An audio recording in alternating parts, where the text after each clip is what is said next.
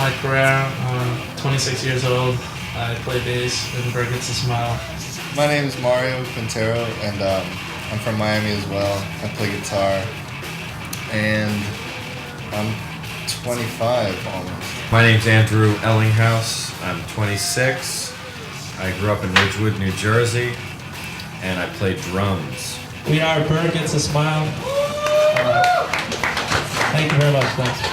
The history of the band starts in 1998, and it's about September or so. I had been working at this restaurant, Division 16, which is in Boston, where Barcode is now. I'd been there for about a year, and this guy started working there, and after a couple weeks, we started talking about music. You know, he was going to Berkeley, I went to Berkeley, and we got to talking about forming a band. I'd been playing funk for a long time. These guys came from punk and hardcore and math rock and stuff like that. When we first met, he gave me the In Blend CD, which was the band that these two guys formed just before coming up to Boston from Miami. We started playing. This guy started working at the restaurant too, so we'd all have to get the same nights off and stuff like that. We just started playing, and it's been a long 3.5 or so years, and we really haven't gone anywhere, except we've written tons of music. It's definitely rock and roll, which is easy to say, but it's, I guess nowadays would be compared to maybe like emo or a post-punk rock kind of thing, where it's like still got like a hard edge to it, but it's very melodic.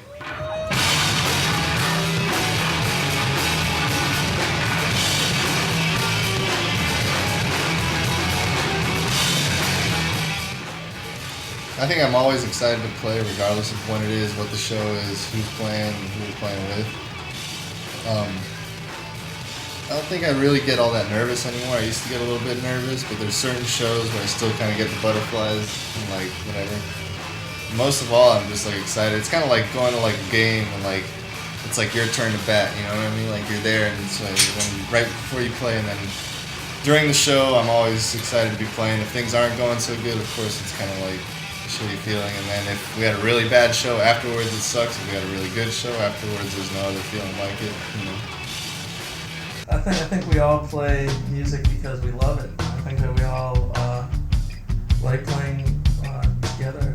I think it's all about chemistry. That's why we do it, and that's why we love it, and that's why we're in pursuit of higher things. You know. Besides the fact that if I didn't do music, I couldn't do anything else. Yeah, that's a good point too. Because every job I've ever had sucks, and I know I love to play music. I can't do anything. I know we all love to play music, and I think that's the only thing that's acceptable. I mean, your worst day of music is better than your best day at any other shitball job you could possibly have. Your best, I mean, that, like when I'm the most frustrated, most pissed off at music, it's so much better than any of the best days I've had it. Like, yeah, sir, would you like a fucking donut? You want a fucking donut, you bastard!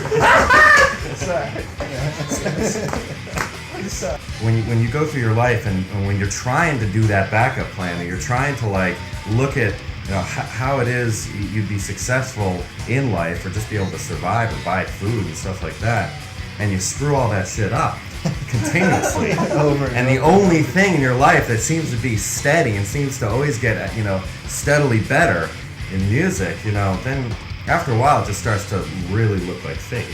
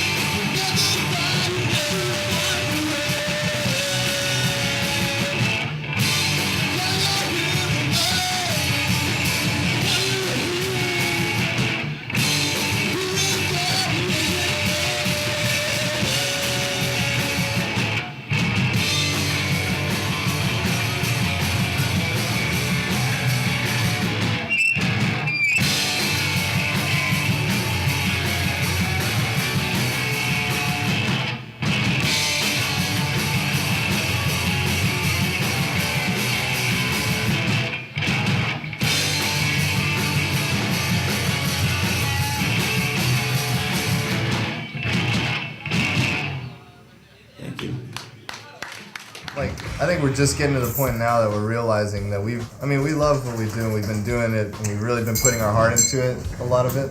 But we've never really like gotten down to business and been like, all right, this is what we have to do to make this happen, and this is what we. And it's time to this get is down what we're to actually business. gonna do. We've talked a lot and we've been like, all right, we need to do this, or if we did this would be really cool. But like, and it's through people like that have helped us out, like Rob and Larry, who's helping us out now. That like they're trying to kind of, we're not the most motivated people, so they're trying to help us like grasp that. And Well, I think the thing is we're starting to realize that we can't sit around and just play shows and that's right, just gonna happen. exactly. Like It's I not mean, gonna it's, work out you like know, that. We it's have to good. do I think some it's more. good that we've played a lot, that we've done what we've done or whatever. We've gotten really good as a band, but we haven't actually done anything. We'll start booking them some shows that actually have headlining acts that draw major crowds. That's our next little goal there, you know. Along with marketing, it's building up the fan base.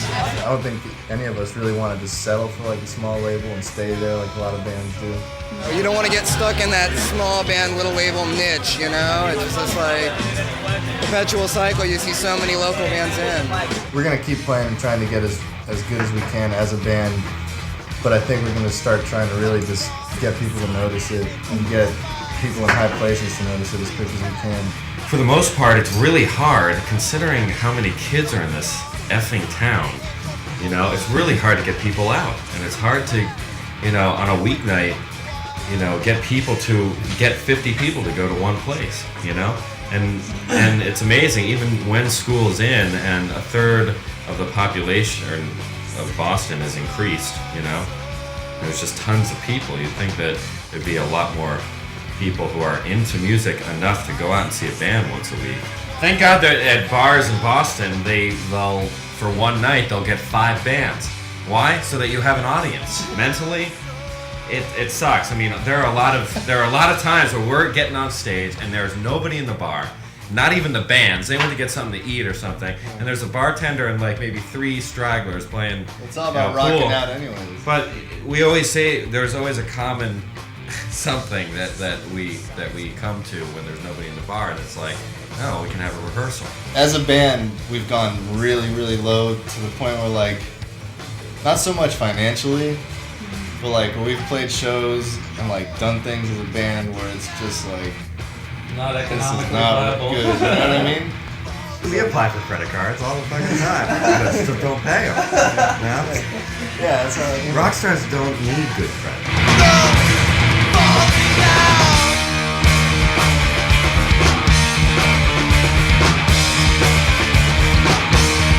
Every relationship that I've been in has been screwed up because I'm a musician and I like playing in bands. And then right now I don't have a girlfriend, but I do like girls a lot. The thing is about most and every girl that I've ever dated, and I'm sure Mario, I'm sure Andy, the thing that attracts the girls is the band and the fact that you're so independent and the fact that you have this thing that you love. And they're like, oh my God, it's so great that you're into this thing that you love. And then it becomes the thing that they hate. Yeah. It becomes the thing that you're like, I'm sorry I can't go out tonight, I have rehearsal. Or I'm sorry I have a show tonight.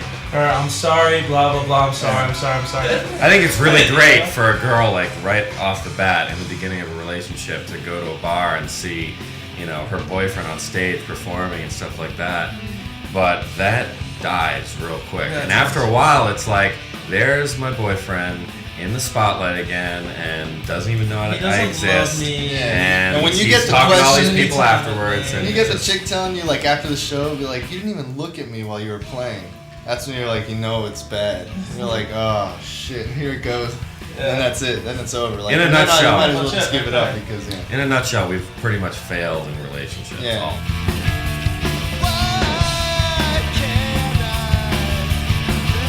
I think we all have like our personal wants for like the end of it all, or like what's it gonna be. It's like I would be happy just making enough money off music and off the band to just be able to tour and like live and be, you know, not be struggling the whole time. You know, have like a normal life. But I think like the whole dream of it all and the whole aspiration that we're going for is to be like huge. You know what I mean? If we never do it, we'll at least get far enough to where people will recognize the fact that we've been trying.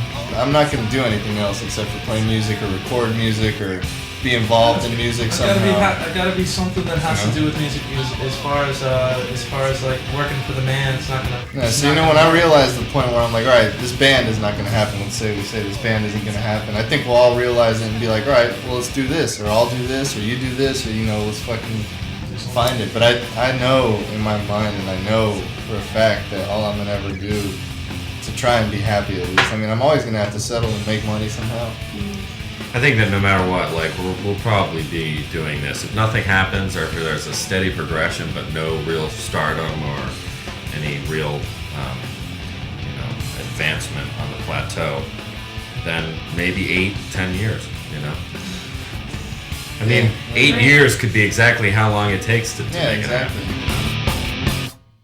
Forget to Smile, they're great guys. They're really good. I didn't know anything about them before we played this show. I think they're great. Mario's my hero. Oh yeah, I love that guy.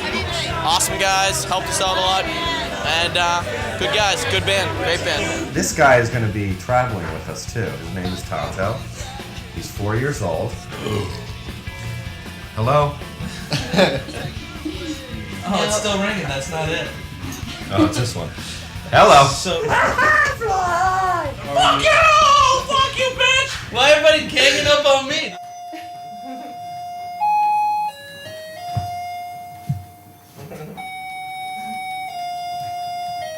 Alright, can you just that's it. There it is. There. Woo! Thanks, alright. See you later.